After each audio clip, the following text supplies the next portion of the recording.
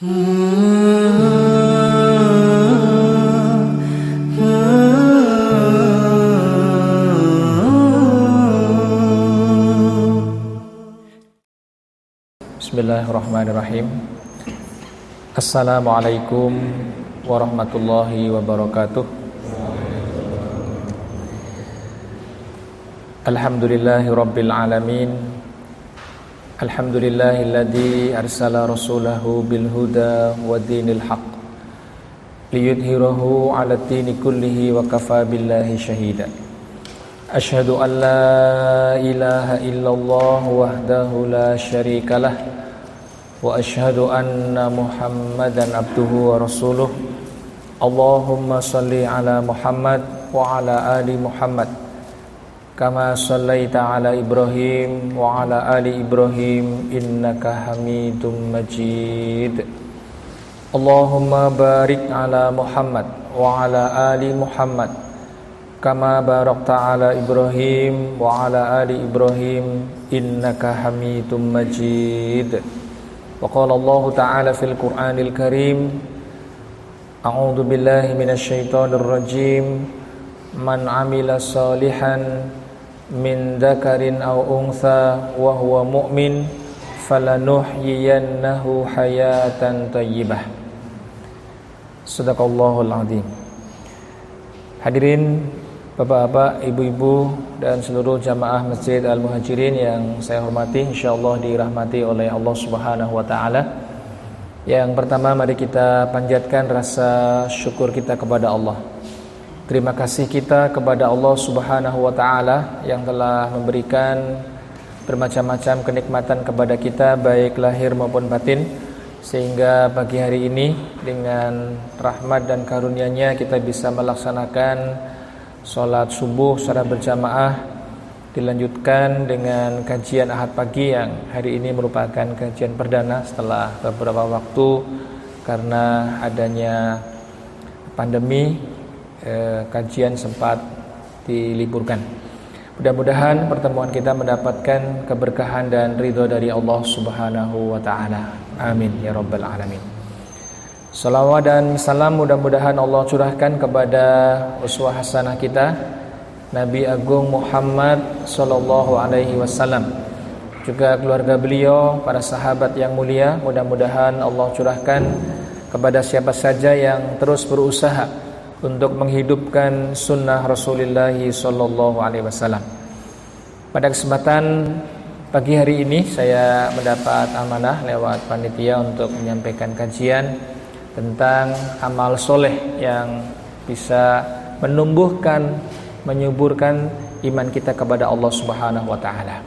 Hadirin sekalian yang dirahmati oleh Allah, iman itu bukan sesuatu yang stabil, yang statis. Tapi iman itu, kata para ulama, yazidu wa yankus. Kadang-kadang bertambah, kadang-kadang berkurang. Dia bisa naik, bisa turun. Bahkan iman itu bisa hilang. Ya.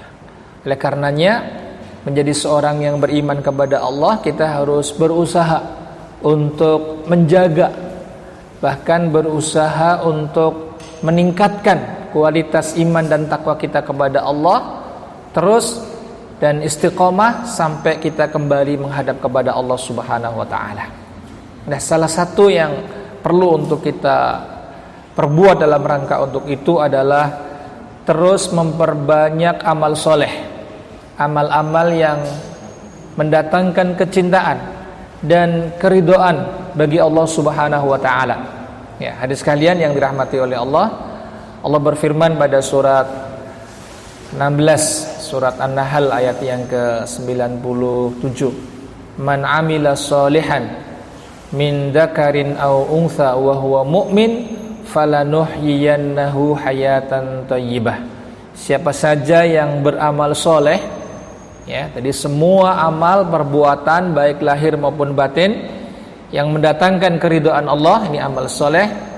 Siapa yang beramal soleh baik laki-laki maupun perempuan, syaratnya dia dalam keadaan beriman, pasti kata Allah akan kami berikan kepada mereka hayatan thayyibah. Kepadanya akan diberikan kehidupan yang baik, kehidupan yang berbahagia insyaallah fid dunya wal akhirah. Bapak Ibu hadirin yang dirahmati oleh Allah, wabil khusus pada kesempatan kali ini saya ingin menyampaikan, karena ini sudah hari-hari menjelang bulan Dzulhijjah ya, sudah sekitar tanggal 21 ya, bulan Dzulqa'dah ini kita bentar lagi akan masuk di bulan Dzulhijjah. Saya akan menyampaikan secara khusus tentang keutamaan amal soleh di 10 hari pertama bulan Dzulhijjah.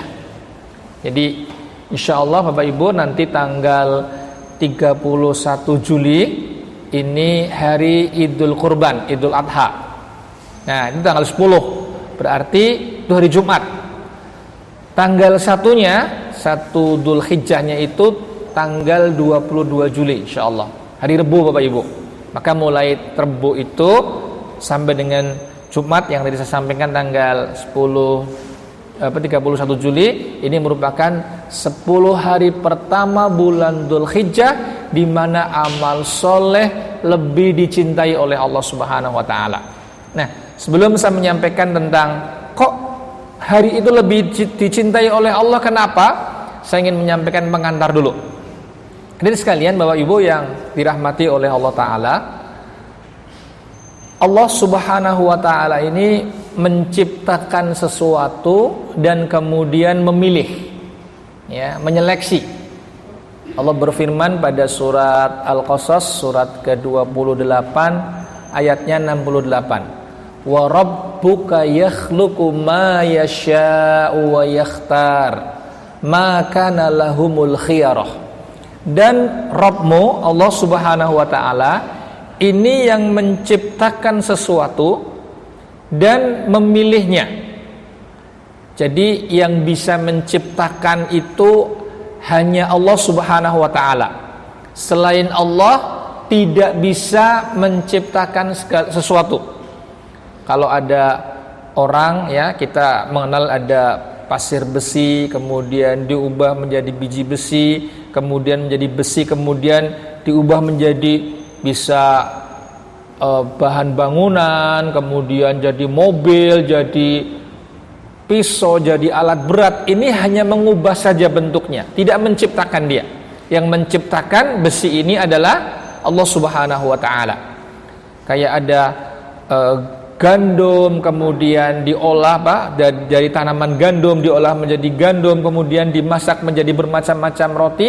Ini bukan menciptakan, dia hanya mengubah bentuknya. Yang bisa menciptakan hanya Allah Subhanahu wa taala.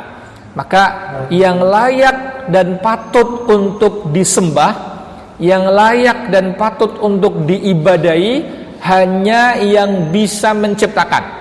Yang tidak bisa menciptakan sesuatu tidak layak untuk diibadahi, tidak layak untuk dijadikan sebagai Tuhan dan sesembahan. Saya kembali kepada ayat tadi, surat Al-Qasas ayat 68. Dan Rabbmu Allah menciptakan sesuatu dan memilihnya. Jadi Allah senang untuk menyeleksi, untuk memilih. Kayak ibu-ibu yang hadir di sini kalau belanja, misalnya beli lombok, dipilih yang bagus, ya, yang kelihatan sehat begitu. Bapak panitia Idul Kurban ini kalau mau beli sapi misalnya, tentu akan memilih, diseleksi, ya, karena memang nanti ada insyaallah ada kajian tersendiri tentang syarat-syarat hewan kurban yang harus sehat, tidak boleh cacat, ya, pincang misalnya, tidak boleh buta, tidak boleh terlalu kurus. Maka panitia harus memilih, menyeleksi, ya, dengan harga yang seperti ini berapa. Ini namanya kita menyeleksi. Nah, demikian pula Allah Subhanahu wa taala. Allah akan menyeleksi dari sekian miliar orang di dunia, dipilih oleh Allah beberapa saja menjadi para nabi dan rasul. Kenapa yang dipilih beliau-beliau ini, bukan yang lainnya? Itu kehendak Allah Subhanahu wa taala. Itu pilihan dari Allah. Kita nggak bisa memilih kok ora kae wae jadi rasul begitu, ya. Itu sesuai dengan kehendak Allah Subhanahu wa taala. Allah juga memilih waktu-waktu tertentu Bapak Ibu. Misalnya sehari semalam ada 24 jam. Kita boleh berdoa itu istilahnya kapan saja. Pagi, siang, sore, malam begitu ya. Bar maghrib, bar isya, jam 10 malam silahkan berdoa, bagus, baik. Tapi ada waktu istimewa untuk berdoa, yaitu sepertiga malam yang terakhir, di mana Allah Subhanahu wa ta'ala turun ke langit dunia. Allah mencari ada enggak orang yang mau istighfar, mau diapain, diampuni oleh Allah. Ada enggak orang yang mau berdoa, mau diapain, dikabulkan doanya oleh Allah. Ada tidak orang yang mau minta kepada Allah, permohonannya apa, ya, mau diapain, dikabulkan permintaannya oleh Allah. Ini dipilih oleh Allah kapan Bapak Ibu? Sepertiga malam yang terakhir. Kok waktu itu pas penak-penaknya turu, penak-penaknya istirahat tidur? Ya, itu pilihan dari Allah Subhanahu wa ta'ala. Dalam sepekan hadis sekalian ada 7 hari. Allah pilih hari Jumat buat kita untuk beribadah sholat Jumat. Sedemikian pentingnya ibadah ini buat para bapak, para laki-laki, sampai dikatakan tinggalkan jual beli, bisnis tinggal kesek, ya, karena sholat ini, ibadah ini lebih utama, ya. Kenapa kok hari Jumat? Itu dipilih oleh Allah Subhanahu wa ta'ala. Dalam setahun ada 12 bulan dipilih oleh Allah bulan Ramadan buat kita agar kita bisa melaksanakan ibadah puasa di dalamnya. Bapak Ibu, bulan Ramadan dipilih oleh Allah. Maka pada kesempatan pagi hari ini saya ingin menyampaikan tentang dipilihnya oleh Allah, ya. 10 hari pertama di bulan Dzulhijjah, sebagaimana Allah telah memilih tempat-tempat istimewa di dunia ini. Ya, ada 3 tempat istimewa Bapak Ibu. Yang pertama Masjidil Aqsa, ada di Palestina. Salat di dalamnya pahalanya 500 kali lipat dibandingkan sholat di masjid kita ini, ya, di Kauman, di Istiqlal, di Jakarta, di mana-mana secara umum. Tempat kedua yang istimewa ada di kota Madinah, namanya Masjid Nabawi. Sholat di dalamnya bernilai 1000 kali lipat dibandingkan di tempat-tempat lain secara umum. Dan tempat yang paling istimewa ada di kota Mekah Al-Mukarramah, ya, di Masjidil Haram. Sholat di Masjidil Haram pahalanya 100.000 kali lipat dibandingkan sholat di tempat-tempat yang lainnya. Loh, kenapa kok tempat itu yang dipilih untuk ibadah haji misalnya? Kok orang yang Solo wae misalnya begitu? Yaitu sesuai dengan kehendak Allah, telah dipilih oleh Allah sebagai tempat yang diberkahi. Nah, maka pagi hari ini kita akan membahas tentang amal soleh di 10 hari pertama di bulan Dzulhijjah. Nanti akan kita insyaallah agendakan lebih baik insyaallah, ya. Kata Rasulullah SAW, tidak ada hari-hari di mana amal soleh lebih dicintai oleh Allah dibandingkan dengan hari-hari ini, yakni 10 hari pertama di bulan Dzulhijjah. Ada sahabat yang bertanya, bagaimana dengan jihad di jalan Allah wahai Rasulullah? Maksudnya bagaimana kalau dibandingkan dengan jihad? Bahkan dibandingkan dengan jihad di jalan Allah, kecuali orang yang keluar dari rumahnya dengan jiwa dan hartanya, kemudian dia tidak kembali lagi. Maksudnya dia syahid membela agama Allah. Tentu ini lebih utama, ya. Tapi secara umum amal soleh pada hari-hari itu lebih dicintai oleh Allah, berarti nilainya lebih tinggi Bapak Ibu, berarti pahalanya dilipat gandakan oleh Allah Subhanahu wa ta'ala. Jadi saya membayangkan kira-kira begini, nanti ada beberapa amal soleh, ya, bahwa amal soleh tanggal 30 Dzulqa'dah dengan amal soleh tanggal 1 Dzulhijjah sama-sama, misalnya infak 10.000 rupiah begitu, ini pahalanya yang lebih besar. Kenapa? Karena sekali lagi amal soleh pada waktu itu lebih dicintai oleh Allah Subhanahu wa ta'ala. Hadirin sekalian, apa saja, ya, tentang amal soleh ini? Kita akan mulai dulu dengan apa yang Allah sampaikan pada surat Al-Fajr, surat yang ke-89, ayat yang pertama, kedua, ketiga. Allah berfirman, A'udzubillahi minasyaitonirrajim, wal fajr wal layalin ashr wasyaf'i wal watr. Demi waktu fajar, Allah bersumpah dengan salah satu makhluknya yang agung, yakni waktu fajar.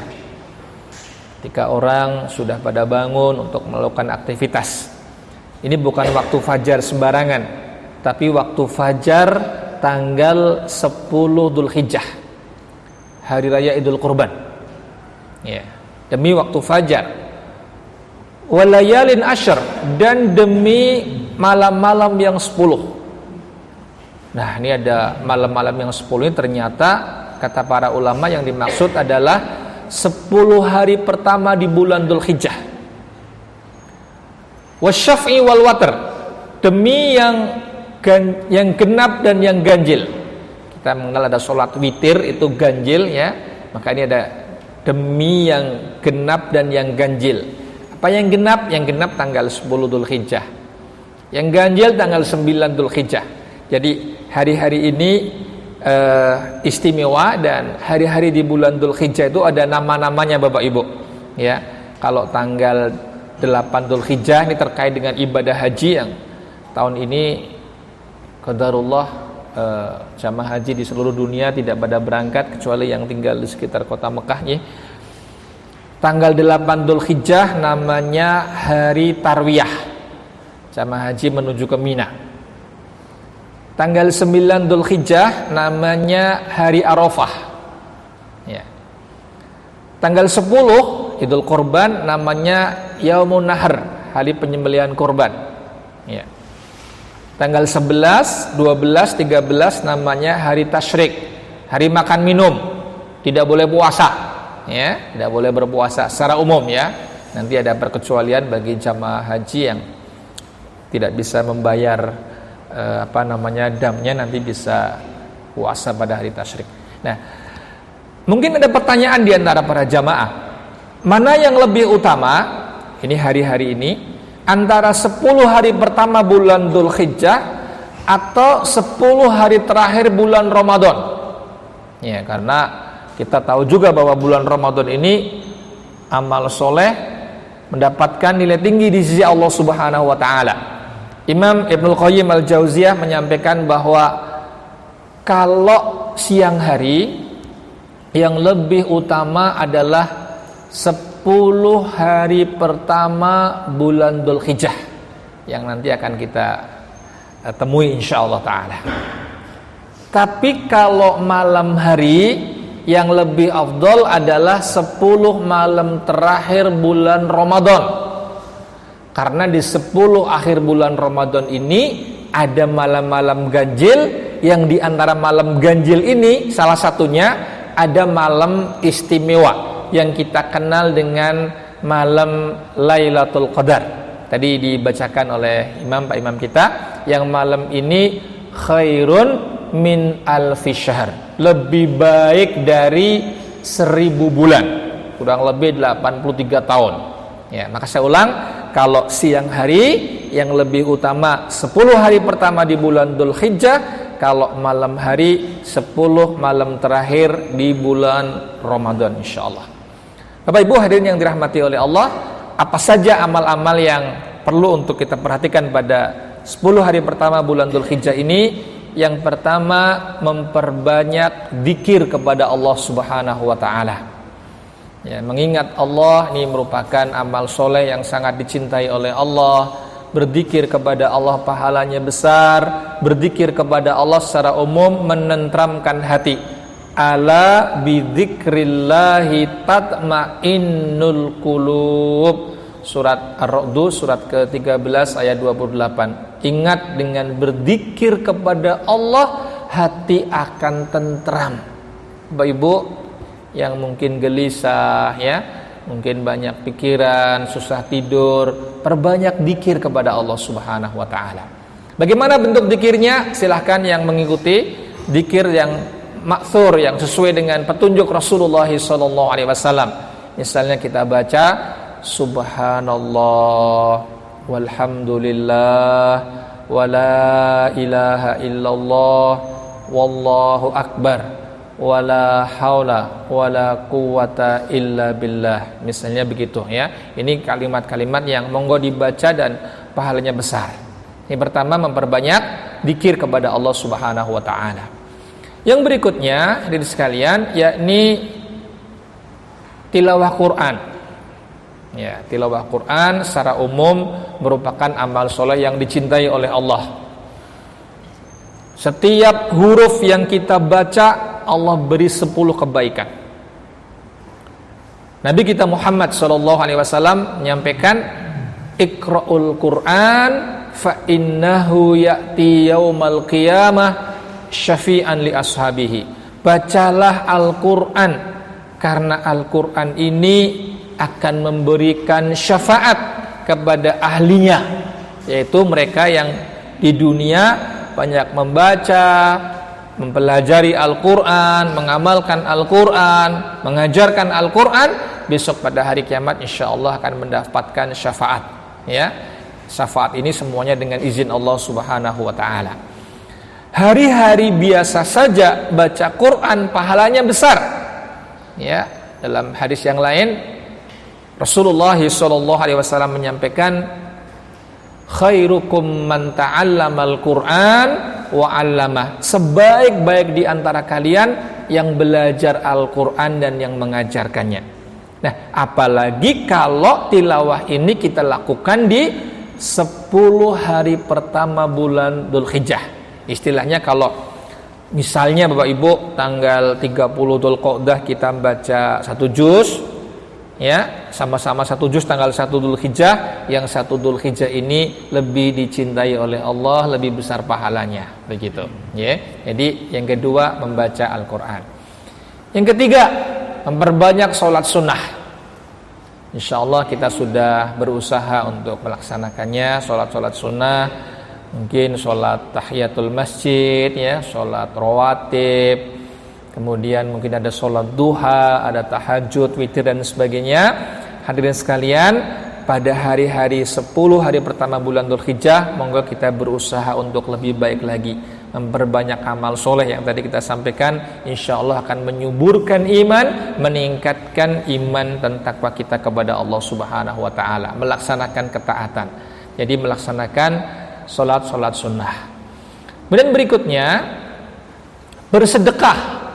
Ya, bersedekah merupakan amal soleh yang sangat dicintai oleh Allah Subhanahu wa taala. Secara umum, sedekah ini merupakan bukti keimanan kita kepada Allah. Bahkan ada penjelasan dari Rasulullah SAW, setiap pagi Allah mengutus 2 malaikat yang mulia. Jauh-jauh nih malaikat datang ke dunia untuk apa, Bapak Ibu? Untuk berdoa. Adoh mung arep ndonga. Tapi perlu kita perhatikan bahwa doa malaikat ini, doa 2 malaikat ini insya Allah akan dikabulkan oleh Allah Subhanahu wa taala.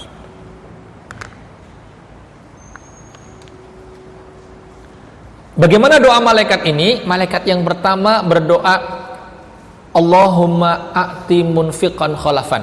Ya Allah, berilah ganti kepada orang yang mau berinfak. Ya. Jadi orang yang mau berinfak ini akan diganti oleh Allah Subhanahu wa taala. Gantinya bisa 10 kali lipat, bisa 100 kali lipat, bisa 700 kali lipat. Atau ketika pagi datang ke masjid sambil berinfak, ya, kemudian diganti oleh Allah, keluarganya sehat semuanya. Diganti oleh Allah komunikasi suami istri, orang tua dengan anak menjadi lancar. Ini ganti dari Allah Subhanahu wa taala. Ya, jadi orang yang berinfak akan diganti dengan kebaikan. Malaikat yang kedua, Bapak Ibu, juga akan berdoa dan doanya insya Allah akan dikabulkan oleh Allah. Tidak menyebut nama, alamat, jenis kelamin, usia. Bagaimana doanya?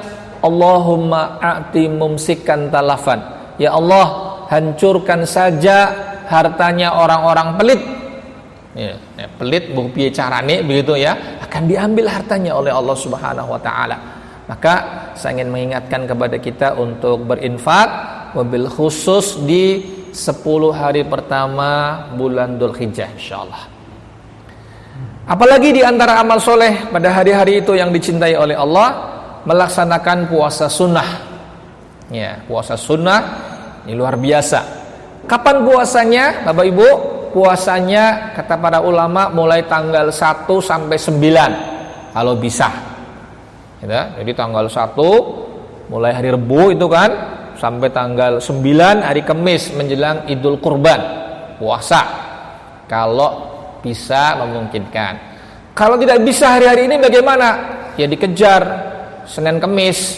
Mulai Kamis, Senin lagi, Kamis lagi. Ini kita kejar, nggak bisa 9 ya 3 hari begitu. Kalau ini juga mungkin berat ya, aktivitasnya dan sebagainya juga berat, saya mengatakan paling tidak tanggal 9 Dzulhijjah, hari Kamis, namanya hari Arafah. Usahakan semuanya berpuasa, keluarga berpuasa. Ya, kalau perlu diumumkan nanti Bapak Takmir di masjid sebelumnya. Kalau perlu masjid adakan buka bersama tanggal 9 begitu ya. Biar kelingan kabeh, semangat kabeh. Oh ya sesuk buka bersama, sahur bareng apa bagaimana? Nanti kita bisa buka bersama. Ya. Kenapa tanggal 9 ini Bapak Ibu? Ini hari istimewa untuk berpuasa. Di antara kekhususan untuk umat Nabi Muhammad SAW, ini puasa hari Arafah. Pahalanya yukaffirus sanatal madiyah wal baqiyah, menghapuskan dosa setahun yang lalu dan setahun yang akan datang. Karena keutamaannya ini, kita insyaallah akan berusaha untuk ngejar minimal puasa tanggal 9 di bulan Dzulhijjah. Bapak Ibu hadirin yang insyaallah dirahmati oleh Allah Subhanahu wa taala, hari-hari itu juga merupakan bentuk amal soleh yang istimewa pula, yaitu melaksanakan ibadah umroh dan haji. Terutama ibadah haji, ya Bapak Ibu, itu dilaksanakan tanggal-tanggal itu, dan khusus tanggal 9 Dzulhijjah yang tadi saya katakan sebagai hari Arafah, Nabi kita Muhammad SAW menyampaikan Al-Hajju Arafah, haji itu Arafah. Sesungguhnya rangkaian ibadah haji itu banyak, tapi Nabi mengatakan haji itu Arafah karena pentingnya wukuf di padang Arafah tanggal 9 Dzulhijjah, yang ini merupakan puncak ibadah haji, yang ini merupakan rukun haji.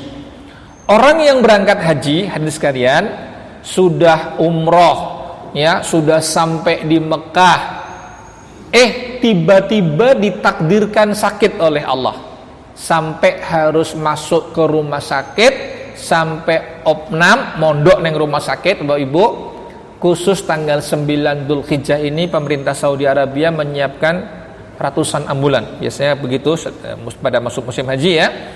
Kemudian orang yang sakit ini kemudian diangkut pakai ambulan, mungkin masih di ICU, pakai selang-selang itu ya, dibawa ke ambulan, dibawa ke padang Arafah.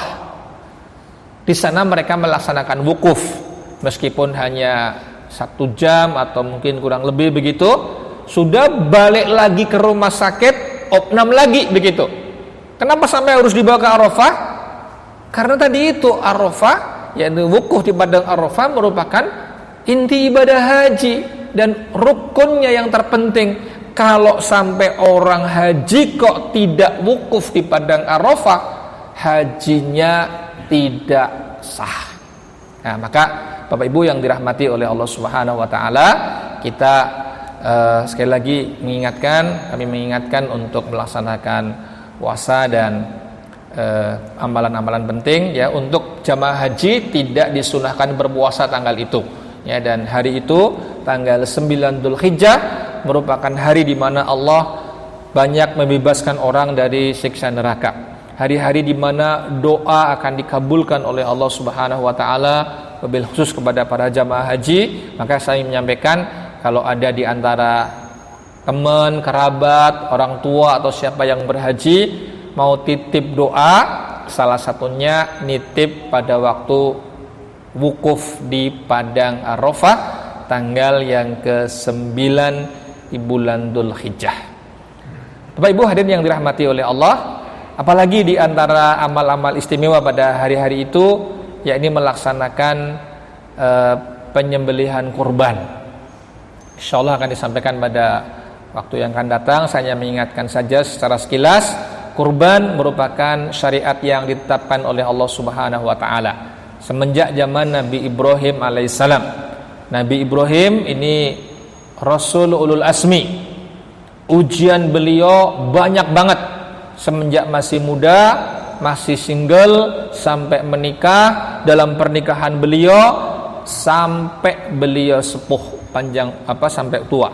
Di antaranya beliau belum diberi momongan, belum diberi anak oleh Allah Ta'ala. Sampai kemudian ya, beliau menikah dengan Ibunda Hajar. Setelah itu Allah berikan putra, Nabi Ismail alaihissalam. Baru saja punya putra, masih bayi, tiba-tiba diperintahkan untuk membawa istri dan anaknya Nabi Ismail dengan Ibunda Hajar dari Palestina ke Mekah. Nabi Ibrahim seorang yang sangat taat dan cinta kepada Allah. Beliau sikapnya sami'na wa ata'na, kami dengar, kami taat. Dibawalah istri dan anaknya ke kota Mekah. Padahal hadirin, Mekah waktu itu merupakan tempat yang sepi, nggak ada air, nggak ada tanaman, nggak ada orang lain. Baru sampai Mekah, belum lama Allah perintahkan beliau untuk meninggalkan istri dan anaknya di situ. Ya, dan Ibunda Hajar tahu Nabi Ibrahim akan pergi karena Nabi Ibrahim tidak bilang mau kemana, mau pamit mungkin mau bilang apa sama istrinya, ya, tidak menemukan diksi pilihan kata yang tepat. Beliau naik unta, Ibu Hajar tahu, dipegang untanya. Ila aina anta ya Ibrahim, wahai Nabi Ibrahim, Anda mau kemana? Nabi Ibrahim tidak memberikan jawaban. Diulang pertanyaannya oleh Ibunda Hajar, Anda mau kemana wahai Nabi Ibrahim? Nggak ada jawaban. Soal 3 kali nggak ada jawaban, Ibunda Hajar mengubah pertanyaan. Apakah ini merupakan perintah Allah? Begitu soal diubah, Nabi Ibrahim menemukan jawabannya, ya, ini merupakan perintah Allah. Dan beliau Nabi Ibrahim orang yang sangat terpercaya, orang yang jujur, kredibel di mata istrinya. Ibu Hajar tahu ini betul-betul perintah Allah. Beliau tenang, kata beliau, kalau begitu laksanakan perintah Allah. Dan Allah tidak pernah membiarkan hambanya yang taat kepada Allah Subhanahu wa ta'ala. Bapak Ibu, kalimat penting Ibu Hajar ini perlu untuk kita garis bawahi. Allah Subhanahu wa ta'ala tidak akan membiarkan siapapun di antara hamba-hambanya di setiap tempat dan waktu. Artinya orang yang taat kepada Allah berhak untuk mendapatkan bantuan dan pertolongan dari Allah Subhanahu wa ta'ala. Nabi Ibrahim pergi meninggalkan keluarganya, dipasrahkan kepada Allah, penuh dengan tawakal kepada Allah. Singkat cerita, airnya habis, kurma habis, asinya nggak keluar untuk anaknya. Ibu Hajar harus cari dari sofa ke marwah, sofa, marwah, sofa, marwah, 7 perjalanan. Dan Allah memberikan solusi, memberikan jalan keluar, yaitu dengan air Zam-Zam di dekat kaki putranya yang sampai dengan hari ini masih bisa kita rasakan khasiatnya. Jadi sekalian, Nabi Ibrahim pergi meninggalkan istrinya. Ibu Hajar seorang wanita yang salehah, seorang wanita yang bisa mendidik anak dengan baik, ya, dan kemudian karena ada air di situ tadi, Allah kemudian hadirkan orang-orang tinggal di situ. Ini kan Ibu Hajar, bahasa kita sekarang ini kan single parent Bapak Ibu, ya. Hubungan dengan suaminya LDR, hubungan jarak jauh. Suaminya ada di Palestina, Ibu Hajar ada di Mekah. Tapi anaknya dididik dengan baik, menjadi anak yang saleh. Sekian tahun berlalu, Allah perintahkan Nabi Ibrahim menengok keluarganya di Mekah. Datanglah Nabi Ibrahim ke Mekah sekalian. Seneng banget ketemu dengan putranya yang ganteng, ya. Udah gede begitu, ya, sudah cukup besar, ya. Udah pertemuan yang mengharukan. Nggak lama di situ Nabi Ibrahim kemudian istirahat tidur. Dalam tidurnya beliau bermimpi menyembelih putranya. Jadi sekalian, mimpi seorang nabi itu wahyu, perintah dari Allah. Lagi-lagi Nabi Ibrahim seorang yang sangat cinta dan taat kepada Allah. Sami'na wa ata'na, siap laksanakan. Cuma Nabi Ibrahim tidak kemudian mengasah pisau yang tajam begitu ya, ngejak anaknya pergi terus kemudian anaknya disembelih diam-diam begitu ya. Nak, yuk jalan-jalan terus dibelah begitu, enggak ya.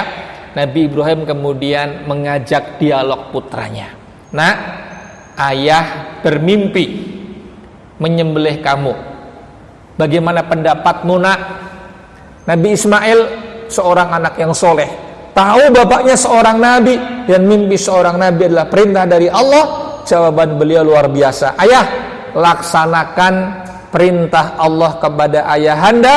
Satajiduni insyaallahu minas sabirin. Ayah akan jumpai saya sebagai seorang anak yang sabar insyaallah. Ini dikisahkan oleh Allah pada surat As-Saffat, surat ke-37 di sekitar ayat yang ke-100. Hadirin sekalian, nampak bapaknya taat kepada Allah, putranya juga taat kepada Allah Subhanahu wa taala. Ya, saya nggak bisa bayangkan kalau Nabi Ismail ini tidak dididik seorang ibu yang soleha. Saya nggak bisa bayangkan kalau Nabi Ismail ini orang yang tidak soleh, sebagai anak nakal gitu ya. Ditanya sama ayahnya, nak, ayah mimpi lah nyembelih kamu, bagaimana pendapatmu, nak? Hamba ayah dulu yang tua begitu ya, kok saya begitu ya. Mungkin dia akan mengatakan demikian di sekalian. Tapi anak soleh mengatakan, laksanakan perintah Allah kepada ayahanda, ayah akan jumpai saya insya Allah sebagai seorang anak yang sabar. Ketika keduanya telah berserah diri kepada Allah, sudah pasrah bongkoan kepada Allah, Nabi Ibrahim siap menyembelih putranya, anaknya siap untuk disembelih. Di detik-detik terakhir Allah ganti putra ini dengan seekor sembelihan yang besar. Hadis sekalian, Nabi Ibrahim tentu tidak dibisiki oleh Jibril sebelumnya begitu ya. Misalnya, wis tenang, nanti tak ganti dengan kambing besar begitu ya. Nah, enggak, para nabi dan rasul itu dengan mukjizat enggak ngerti. Beliau-beliau ini enggak ngerti tentang mukjizat ya. Penting taat kepada Allah, penting ikuti perintah Allah. Nanti Allah akan berikan jalan keluar, Allah akan berikan pertolongan. Kayak Nabi Musa alaihissalam dahulu, ya, Nabi Musa dulu ketika beliau dengan pengikutnya lari dikejar Fir'aun sampai di tepi Laut Merah, belakang tentara Fir'aun akan membunuh mereka, depannya Laut Merah. Pengikutnya bertanya, Nabi bagaimana ini, kita akan tertangkap. Kata beliau, kalla inna ma'iya rabbi sayahdin. Enggak akan tertangkap. Allah akan memberikan petunjuk kepadaku ya, dan Allah akan berikan jalan keluar kepada beliau ya. Inna ma'iya rabbi sayahdin. Allah bersamaku dan Allah akan memberikan petunjuk kepadaku. Di detik-detik terakhir Allah perintahkan kepada beliau, Musa, pukul laut ini dengan tongkatmu. Jadi jalan yang lebar, hadis sekalian. Jadi Nabi Musa tidak mengandalkan tongkatnya ya. Aman, gampang kok tak gebuk tongkat beres kabeh. Enggak, para nabi dan rasul tidak bisa menggunakan mukjizat sesuai dengan kemauan beliau-beliau ini. Ini sesuai dengan petunjuk Allah Subhanahu wa taala. Maka kembali kepada kisah Nabi Ibrahim. Nabi Ibrahim begitu taat kepada Allah, laksanakan untuk menyembelih putranya, diganti dengan seekor sembelihan yang besar. Hari ini tentu kita tidak diminta untuk menyembelih anak-anak, tidak boleh ya. Tapi hadis sekalian, kita diminta untuk berkorban. Korban ini besar pahalanya. Setiap tetes darahnya ada pahala besar dari Allah. Setiap helai bulunya ada pahala besar dari Allah. Setiap kerat dagingnya ada pahala besar dari Allah Subhanahu wa taala. Namun Allah mengingatkan kepada kita pada surat Al-Hajj, surat ke-22 ayat yang ke-37, la yanalallaha luhumuha wala dima'uha walakiyanaluhut taqwa minkum. Sama sekali daging-daging kurban dan darahnya enggak sampai kepada Allah. Yang sampai kepada Allah adalah ketakwaan kalian kepadanya, yakni kesiapan kita melaksanakan perintah Allah dan keikhlasan kita di dalam berkorban. Bapak Ibu yang dirahmati oleh Allah Ta'ala, mudah-mudahan kita diberi kesempatan oleh Allah untuk bisa berkorban tahun ini, dan saya mendoakan Bapak Ibu bisa melaksanakan ibadah umroh dan haji insya Allah ke tanah suci. Mudah-mudahan amal ibadah kita diterima oleh Allah Subhanahu wa Ta'ala. Kemudian pada hari-hari itu juga kita diminta untuk bertakbir, banyak bertakbir mulai tanggal 9 Dzulhijjah pagi pada subuh, bertakbir habis sholat ya sampai dengan tanggal 13 hari tasyrik pada asyar ya, perbanyak takbir kepada Allah Subhanahu wa Ta'ala. Kemudian juga pada tanggal 10 Dzulhijjah pada saat Idul Kurban kita juga disunahkan untuk melaksanakan sholat Idul Adha baik di masjid maupun di lapangan-lapangan. Bedanya Idul Adha dengan Idul Fitri adalah ketika Idul Fitri sebelum berangkat sholat Id kita disunahkan untuk makan lebih dahulu. Tapi kalau Idul Adha tidak usah. Jadi kalau kepengen makan atau minum sekedarnya bangun sebelum subuh kayak mau sahur begitu ya. Nanti kemudian makan minum, ketika sudah subuh stop, nanti makan lagi setelah pulang dari sholat Idul Adha insyaallah. Mudah-mudahan bermanfaat. 10 hari pertama di bulan Dzulhijjah, saya ulangi lagi, hari Rebo tanggal 22 Juli ya, ini tanggal 1 insyaallah. Ya, kita usahakan untuk melaksanakan beberapa amal soleh yang insya Allah lebih dicintai oleh Allah dibandingkan dengan hari-hari yang lain. Kurang lebihnya mohon maaf, saya kembalikan kepada panitia. Assalamualaikum warahmatullahi wabarakatuh.